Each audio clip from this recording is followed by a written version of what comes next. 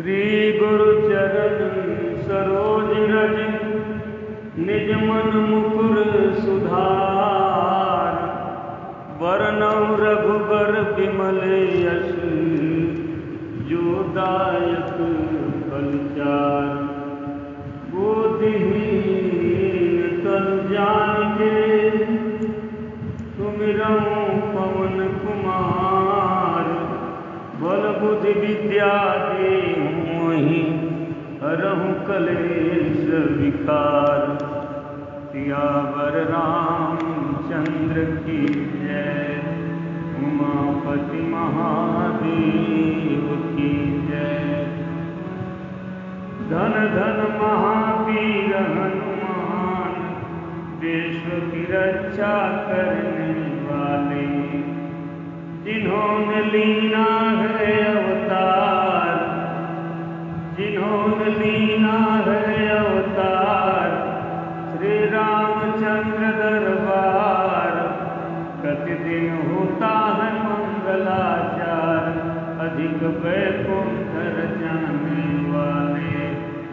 धन धन महावीर हनुमान, धन धन महावीर हनुमान। देश की रक्षा करने वाले। आगे महावीर हनुमान, पीछे प्रेतराज बलवान। सन्मुख कोतवाल कप्तान, फौज पर हुक्म चलाने वाले। धन धन महावीर हनुमान, विश्व की रक्षा करने वाले। धन धन महावीर हनुमान, विश्व की रक्षा करने वाले। आरती होती संध्या भोर, नौबत शंख बजे घनघोर। आरती होती संध्या भोर, नौबत शंख बजे घनघोर। लागी चरण कमल से दूर, तन का ताप बुझाने वाले। धन धन महावीर हनुमान, धन धन महावीर हनुमान। विश्व की रक्षा करने वाले। करता हवन ताप अरुजाप, इनके मिटते सब संताप। छूटे जन्म जन्म के पाप, दुख अपराध मिटाने वाले। धन धन महावीर हनुमान, विश्व की रक्षा करने वाले।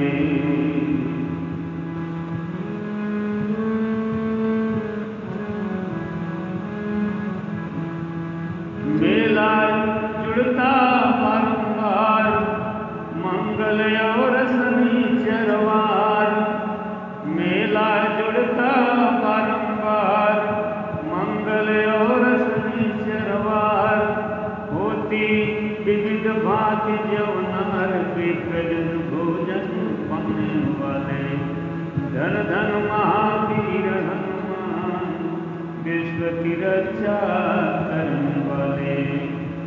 जल बिन होता नहीं निर्वाह, प्यास रहती बारह मास। मिट गई भक्तन की प्यास, जल की तृषा मिटाने वाले। धन धन महावीर हनुमान, धन धन महावीर हनुमान। विश्व की रक्षा करने वाले। जिसका है तप तेज अपार, तिनको जाने सब संसार। जिसका है तप तेज अपार, तिनको जाने सब संसार। नित नित होती अजब बहार, सुयस प्रकट करने वाले। धन धन महावीर हनुमान, विश्व की रक्षा करने वाले। नित नित होती अजब बहार, सुयस प्रकट करने वाले। धन धन महावीर हनुमान, विश्व की रक्षा करने वाले। संग में सेना बड़ी प्रचंड, भूमि सब कांपे नौ खंड, तन में सेना बड़ी प्रचंड। भूमि सब कांपे नौ खंड, भूमि सब कांपे नौ खंड, भूमि सब कांपे नौ खंड। देते दुष्ट जनों को दंड, धर्म की राग जलाने वाले। धन धन महावीर हनुमान, विश्व की रक्षा करने वाले। प्रेम से बोले हनुमंत लाल की जय। अशोक वाटिका में जाकर के सीता जी से मिलने के लिए हनुमान जी ने कितनी बुद्धिमानी और युक्तियों से काम लिया है, इसका वाल्मीकि रामायण में बहुत विस्तृत वर्णन है। वहाँ लिखा है कि बहुत तरह तरह की युक्तियाँ लगाकर सीता जी से मिलने का उपाय सोचते सोचते अंत में हनुमान जी बड़ी सावधानी के साथ एक सघन वृक्ष पर पत्तों में छिप कर बैठ जाते हैं। फिर वहीं से सब और दृष्टि घुमा करके देखते देखते उनकी दृष्टि सीता जी पर। उन्हें देखकर बहुत से चिन्हों द्वारा अनुमान लगाकर यह निश्चय करते हैं कि यही जनक देवी हैं। वहाँ उन्होंने सीता जी के रहन सहन और स्वभाव का बड़ा ही विचित्र चित्रण किया।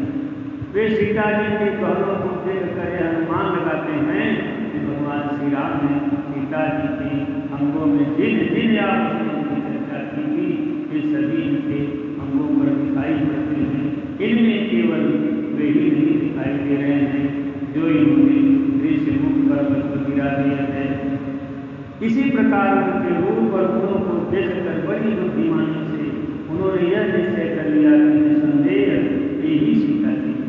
यह निश्चय हो जाने पर उन्होंने सीता जी के दुख से बड़ा दुख हुआ और वे मन ही मन बहुत विलाप करने लगे। उनके मन में अनेक प्रकार की तरंगें उठ रही है, क्रोध उठ रहा है कि मेरे रहते माता जी को कितना कष्ट है। इसके बाद सीता जी से किस प्रकार बात करनी चाहिए, किस समय और कैसे मिलना चाहिए, किस प्रकार उन्हें विश्वास दिलाना चाहिए कि मैं श्री रामचंद्र जी का दास हूँ, इस विषय पर भी हनुमान जी ने बहुत अच्छा विचार कुशलता प्रकट की। ठीक उसी समय रावण बहुत से राक्षसियों को सांस लेकर वहाँ पहुँच जाता है। तेहि अवसर रावण तन आवा, तेहि अवसर रावण तन आवा। संग नारी बहु किए बनावा, संग नारी बहु किए बनावा। वह सीता जी को अनेक प्रकार से भय दिखाकर अपने अधीन करने की चेष्टा करता है, पर वे किसी तरह भी अपने निश्चय से विचलित नहीं होती। अंत में रावण चला जाता है। तब उसकी आज्ञानुसार राक्षसियों का दल अनेक प्रकार से सीता को भय दिखा रहा है। उसी समय त्रिजटा नाम की राक्षसी अपने स्वप्न की बात कह करके सीता जी को धैर्य देती है और उसकी बातें सुनकर वे घोर राक्षसियाँ भी शांत हो जाती हैं। सीता जी विरह से व्याकुल होकर विलाप करने लग जाती हैं। तब हनुमान जी ने सीता से मिलने का उपयुक्त अवसर देकर अपने पूर्व निश्चित विचार के अनुसार श्री राम कथा का वर्णन करने लग जाते हैं। श्री राम जय राम जय जय राम, श्री राम जय राम जय जय राम, श्री राम जय राम जय जय राम, श्री राम जय राम जय जय राम, श्री राम जय राम जय जय राम। श्री रघुनाथ जी का आद्योपांत समस्त चरित्र सुन करके सीता को बड़ा विस्मय होता है। अध्यात्म रामायण में लिखा है कि अंत में उन्होंने सोचा कि यह स्वप्न तो नहीं है, कोई भ्रम तो नहीं है मेरा। ऐसा विचार करके वे कहने लगी, येन में कर्ण पीयूषम वचनम समुदीरितम सदृश्यतां महाभागः प्रियवादी ममाग्रतः। रामचंद्र गुणवर्ण लीलागा सुनत सीता कर दुख भागा। लागे सुनहि सवन मन लाई आदि हुते सब कथा सुनाए। जिन्होंने मेरे कानों को अमृत समान प्रिय लगने वाले वचन सुनाए हैं, हे प्रियभाषी महाभाग मेरे सामने प्रकट हो जाओ। ये वचन सुन करके हनुमान जी माता सीता के सामने बड़ी विनम्रता के साथ खड़े हो जाते हैं और हाथ जोड़कर उन्हें प्रणाम करते हैं। अकस्मात एक बानर को अपने सामने खड़ा देखकर सीता के मन में यह शंका होती है कि कहीं रावण तो मुझे छलने के लिए नहीं आ गया। यह सोच कर वे नीचे की ओर मुख किए हुए ही बैठी रहती हैं। रामचरितमानस में उस समय हनुमान जी के वचन इस प्रकार हैं, रामदूत मैं मातु जानकी सत्य शपथ करुणा निधान की। यह मुद्रिका मातु मैं आनी दिन राम तुम कह सही दानी। हे माता, इस मुद्रिका को लाने वाला मैं ही हूँ। मैं भगवान राम का दूत हूँ। इसके बाद जानकी जी के पूछने पर उन्होंने जिस प्रकार वानर राज सुग्रीव के साथ भगवान श्री राम की मित्रता हुई वह सारी कथा विस्तार पूर्वक सुना दी तथा श्री राम और लक्ष्मण के शारीरिक चिन्हों का एवं उनके गुण और स्वभाव का विवरण किया। ये सब बातें सुनकर जानकी जी को बड़ी प्रसन्नता हुई। इस प्रसंग का वर्णन वाल्मीकि रामायण में बहुत रोचक ढंग से प्रस्तुत है। रामचरितमानस में श्री तुलसीदास जी ने बहुत ही संक्षेप में इस प्रकार कहा, कपि के वचन सप्रेम सुने उपजा मन विश्वास। जाना मन क्रम वचन यह कृपा सिंधु करदास। हरिजन जान प्रीति अति गाढ़ी सजल नयन पुलकावली बाढ़ी। इसके बाद महातेजस्वी पवन कुमार जी ने सीता जी को भगवान श्री राम की दी हुई अंगूठी दी, जिसे लेकर वे इतनी प्रसन्न हुई मानो स्वयं भगवान श्री राम ही मिल गए हों। उस समय ये हनुमान जी से कहती हैं, उड़त विरह जलधि हनुमान भयउ तात मोह कहूँ जल जाना। अब कहूँ कुशल जाऊँ बलिहारी अनुज सहित सुख भवन करारी। कोमल चित कृपाल रघुराई कपि के हेतु डरी निठुराई। सहज बानी सेवक सुखदायक कबहु कसुरति करत रघुनायक। कबहु नयन मम शीतलता कोई नहीं निरखि श्याम मृगाता। वचन नयावन भरे बारी अहनाथ हूँ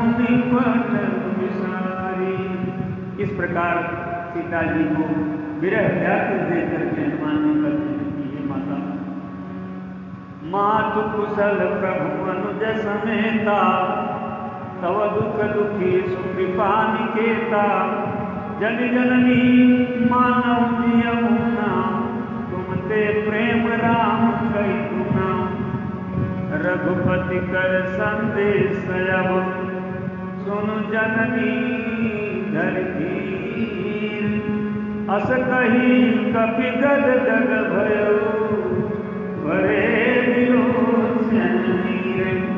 इसके बाद बड़ी बुद्धिमानी के साथ श्री राम के प्रेम और विरह व्याकुलता की बात हनुमान जी ने माता सीता को सुनाई और अंत में कहा कि श्री रामचंद्र जी ने कहा है, तत्व प्रेम करममय तोरा, जानत प्रिया एक मनूरा, सो मन सदा रहत तुहि माही, जानि प्रीति रस इतने माही। इस प्रकार श्री राम का प्रेम पूर्ण संदेश सुन करके सीता जी प्रभु के प्रेम में मग्न हो गई। उन्हें अपने शरीर का भी ज्ञान नहीं रहा।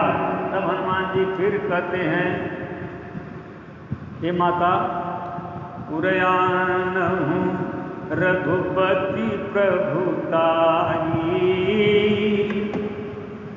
सुन मम वचन तजहु कदराई, निशिचरनी कर पतंग सम, रघुपति पान कृसान, जननी हृदय धीर धरु, जरनी साक्षर ज्ञान। ये सारी बातें सुन करके जानकी जी ने कहा, सब वानर तो तुम्हारे ही जैसे होंगे, राक्षसगण बड़े भयानक और विकराल हैं, इन सबको तुम लोग कैसे जीत सकोगे? मेरे मन में यह संदेह हो रहा है। यह सुनकर हनुमान जी ने अपना भयानक पर्वताकार सीता जी को रूप दिखाया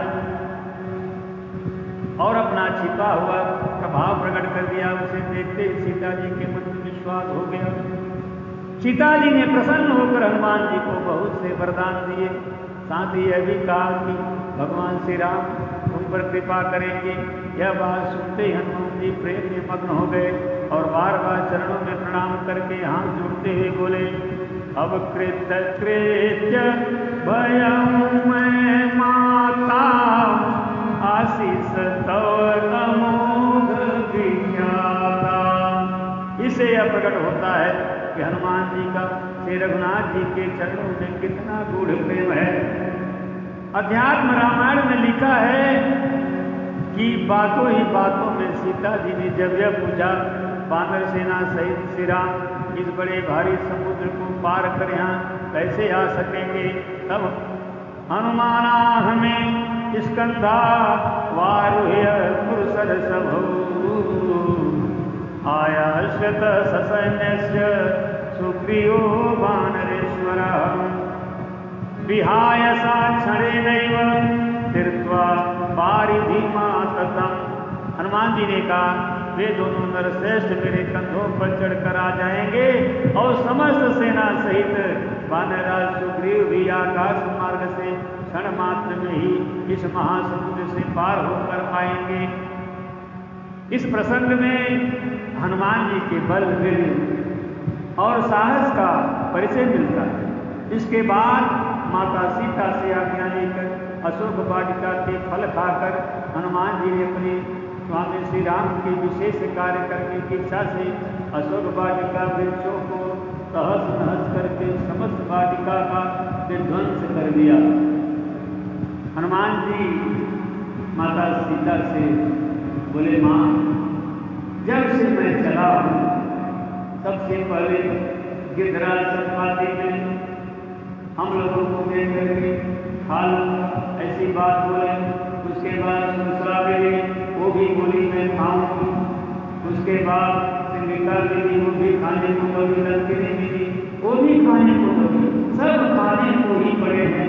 एक खाना खाना सुनकर मेरे मन में भूख अत्यंत बढ़ गई है।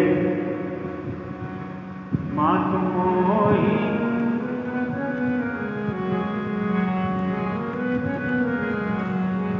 लागी देखे सुंदर का सुनहु मातु मोहि अतिशय भूखा।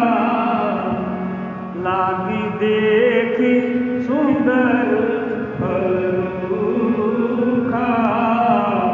और यहाँ के सुंदर सुंदर वृक्षों और फलों को देख करके मेरी भूख उदित हो गई है। माता ने कहा, बेटा इस वन के रखवाले बड़े विशाल विशाल योद्धा हैं, मैं कैसे तुझे भेज दूँ? हनुमान जी ने कहा, माता बस आपका आशीर्वाद होना चाहिए, आपके मन में खुशी होनी चाहिए, इनका डर मुझे नहीं है। दिन भय माता बस आप खुश रहो माँ। बस आपके प्रसन्न होने पर संसार में कोई मेरा बाल बाका नहीं कर सकता है। माता जी ने आशीर्वाद दे दिया। हनुमान जी ने सारा अशोक वन पे ध्वंस कर दिया। यह समाचार पर रावण ने जब पाया तो अपनी बड़ी भारी सेना के साथ अक्षय कुमार को भेजा। अक्षय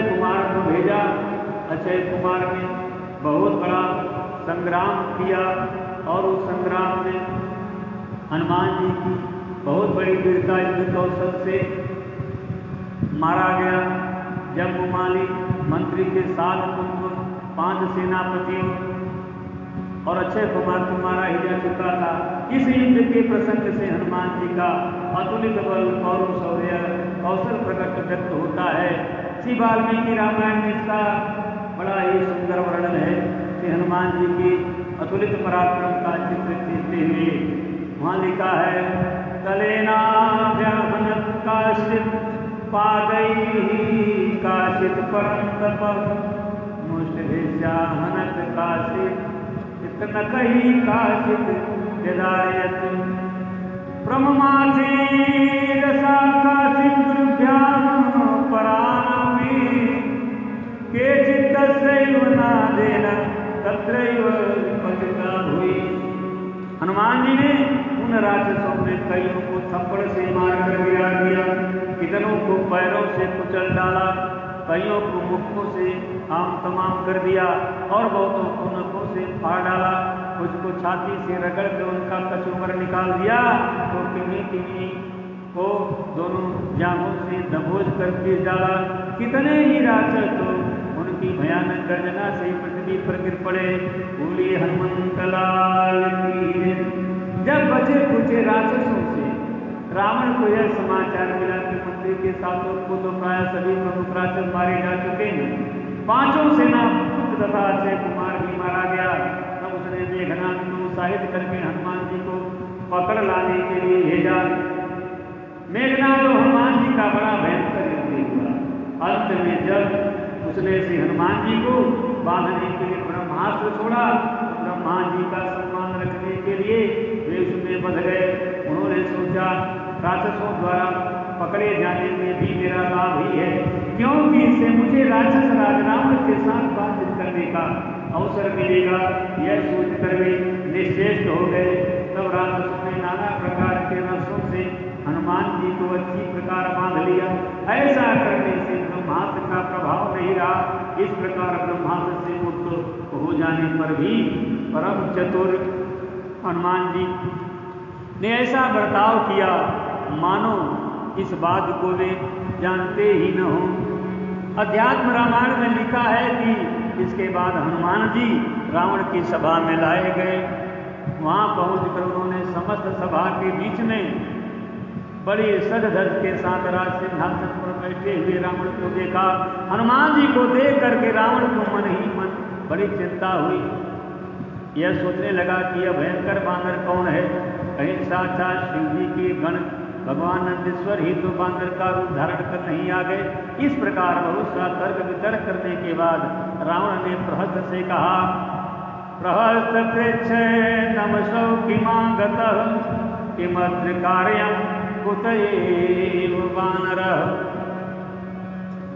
वनं किमर्थं सकलं विनाशितं अतात किमर्थं मम राक्षसा बलात्।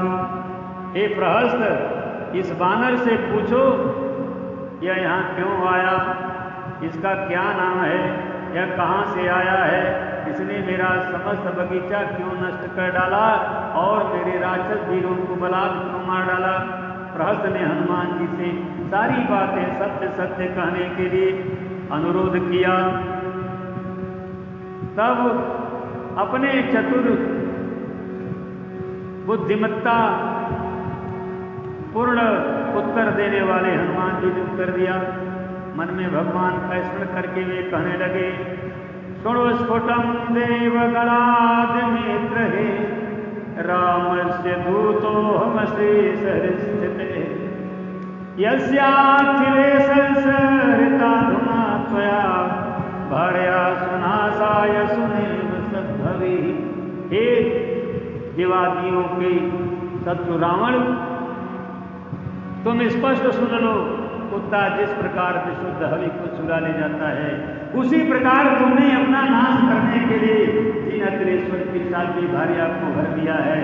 मैं उन्हीं सर्वांतर्यामी भगवान श्री राम का दूत हूँ। जाके बल ले सते जिते चराचर झारी का सुतूत मैं जाकर हरियाण प्रिय नारी। वाल्मीकि रामायण में यह प्रसंग देखने लायक है।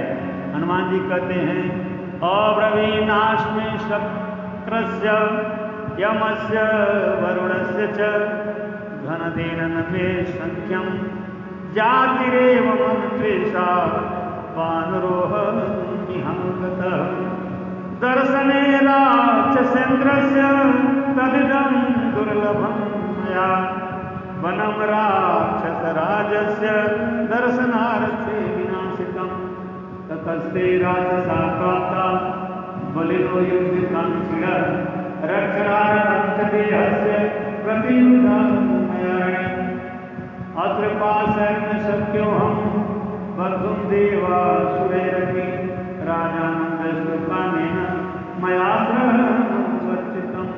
मैं इंद्रियं वरुण याग में किसी देवता का भेजा हुआ नहीं, न मेरी कुबेर के साथ मित्रता है, लेकिन तो यह जाति है, यह जन्म से ही मानव हूँ। राक्षस राज रावण को देखने के लिए ही मैं यहाँ आया हूँ। तब रावण से मिलने के उद्देश्य से ही मैंने यह दुर्लभ बगीचा उजाड़ा है। तुम्हारे बने राक्षस मुझसे लड़ने के लिए गए, तब अपने शरीर की रक्षा के लिए मैंने उनका सामना किया। तेरा मोहि मारा तेहि मोहि मारे तेहि पर मारे कनय तुम्हारे। देवता या असुर कोई भी किसी प्रकार मुझे अपने द्वारा बांध नहीं सकता। राक्षस राज को देखने के लिए ही मैंने यह बंधन स्वीकार किया है। इसके बाद हनुमान जी ने संक्षेप में श्री राम की समस्त कथा का वर्णन करते हुए उनकी सुग्रीव के साथ मित्रता होने और बाली के मारे जाने की सब बातें कर बतलाया। मैं सीता की खोज करने के लिए आया हुआ। इसके बाद आपने बड़ी युक्तियों से रावण को भगवान श्री राम के बल प्रभाव ऐश्वर्य की बातें सुनाकर बहुत कुछ समझाने की चेष्टा की। रामचरितमानस में हनुमान जी कहते हैं, विनती करहु जोरि कर राम सुनहु मानत मोर सिखावन जाके डर अति काल गिराई जो सुर असुर जरा चराई तासु भय रुक बहु नहीं कीजे मोरे कहे जानकी जय।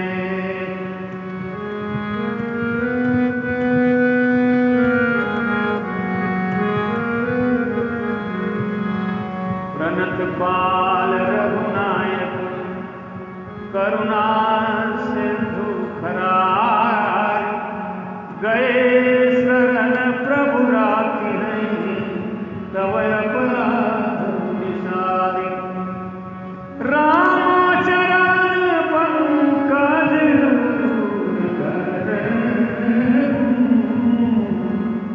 लंकाय चल राज तुम कर, सुनु दस कंठ कहूँ पन रोपी,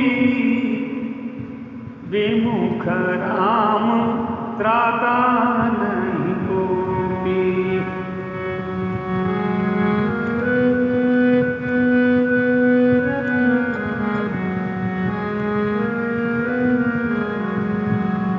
मोहमूल बहुशूल प्रद त्यागहूँ तमय अभिमान, भजहूँ राम रघुनायक कृपा सिंधु भगवान। भगवान श्री राम का प्रभाव दिखाकर बहुत कुछ समझाने के बाद अध्यात्म रामायण में भी यही कहा गया है।